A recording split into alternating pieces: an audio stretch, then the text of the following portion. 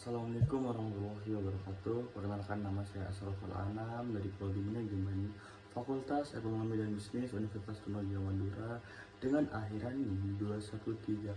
Baik, pada video kali ini saya akan menjelaskan tentang populasi dan sampel teknik sampling. Langsung saja, yang pertama, materi yang akan bahas tentang pada video kali ini yaitu tentang apa itu populasi atau definisi populasi, yang kedua definisi sampel, yang ketiga definisi teknik sampling, dan yang terakhir jenis-jenis teknik sampling. Baik, langsung saja yang pertama. Pengertian populasi atau polusi. Secara sederhana, populasi dapat diartikan sebagai subjek atau wilayah serta waktu tertentu yang akan diamati serta waktu atau yang diteliti oleh peneliti Sugiono pada tahun 2005, mengartikan populasi sebagai wilayah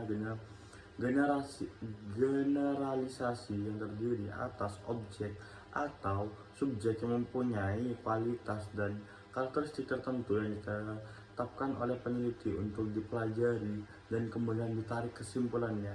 Menurut Supardi pada tahun 1993, populasi penelitian dapat dibedakan menjadi populasi finite dan populasi infinite. Populasi finite menunjukkan kepada suatu populasi yang jumlah atau anggotanya sudah dapat diketahui secara pasti oleh peneliti, sementara itu populasi infinite merupakan suatu populasi yang jumlah anggotanya masih belum atau tidak dapat diketahui. Pengertian sampel. Sampel menurut Sugiono pada tahun 2016 menyebut sampel sebagai bagian dari jumlah atau karakteristik yang dimiliki oleh suatu populasi. Pengukuran sampel dilakukan melalui statistik atau berdasarkan pada estimasi penelitian guna menentukan besarnya sampel yang diambil dalam melaksanakan penelitian atau objek. Penggunaan sampel diperlukan dalam penelitian kuantitatif karena akan sangat menghabiskan banyak waktu, tenaga, dan biaya. Apabila peneliti harus meneliti seluruh individu dalam suatu populasi, beberapa manfaat atau kegunaan lain dalam penggunaan sampel dalam penelitian antara lain menghemat biaya tentunya, terus tenaga, serta waktu peneliti. Yang kedua, memperoleh data akan lebih cepat dan cukup beberapa sampel yang digunakan pun relatif sebentar.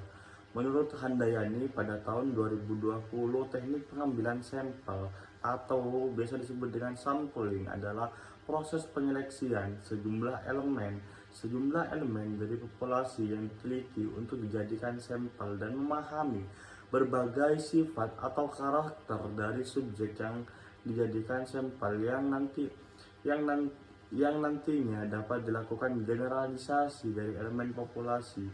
Jenis-jenis teknik pengambilan sampel atau sampling dibagi menjadi dua bagian, yaitu teknik sampling secara probabilitas atau probabilitas, dan kedua teknik sampling secara non-probabilitas. Yang ketiga yaitu sampling. Baik, yang keempat, jenis teknik sampling. Teknik sampling menurut Kunjojo pada 2009,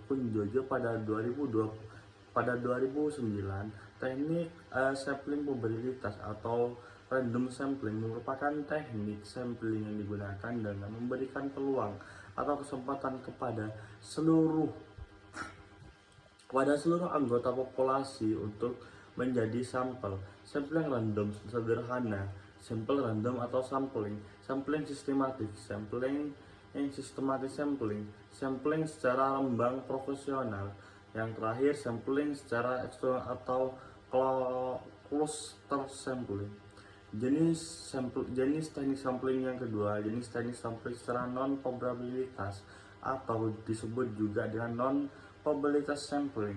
Menurut Kunjojo 2009, teknik non-probabilitas adalah teknik pengambilan sampel yang ditemukan atau ditentukan sendiri oleh peneliti atau menurut pertimbangan pakar Sampling ini adalah teknik yang tidak diberikan peluang atau kesempatan bagi setiap unsur atau anggota populasi untuk dipilih menjadi sampel.